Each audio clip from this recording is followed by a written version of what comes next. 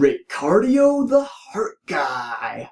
So I guess reading that section about kissing princesses in the Enchiridion really got to Finn. In this episode we see the first development of actual romantic interest towards Bubblegum from Finn. And these are the first romantic feelings Finn has at all, which are quickly followed by his first feelings of jealousy.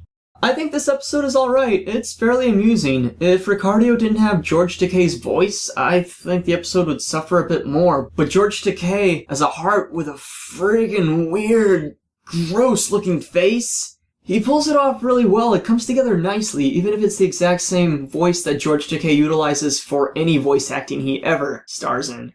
As horrifying as Ricardio is visually, this thing at the party gives him a run for his money. Ugh. So yes, throughout this episode, Finn is frustrated and embarrassed by his romantic thoughts. He really acts his age, and the script captures a realistic depiction of a 12-year-old suffering the confusion of having their first crush. PB doesn't take Finn's feelings seriously at all though, and even makes fun of them. I guess she just thinks this is a phase that will quickly pass and won't lead to anything problematic. Pretty big oversight on her part there. So this scene right here, what is the point of Ricardio hopping around stupidly and getting chased and then threatening PB when he could have just threatened her from the start? I just have to mention it because it's so dumb.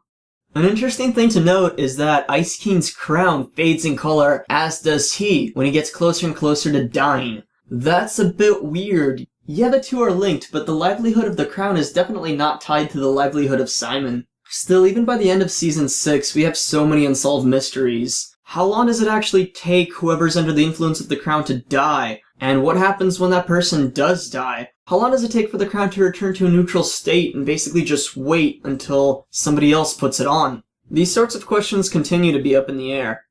So Ice King takes back his heart, Finn and Jake save Princess Bubblegum again. And even this early into the first season, it's already getting old. I'm really glad it's soon ditched as a recurring plot point.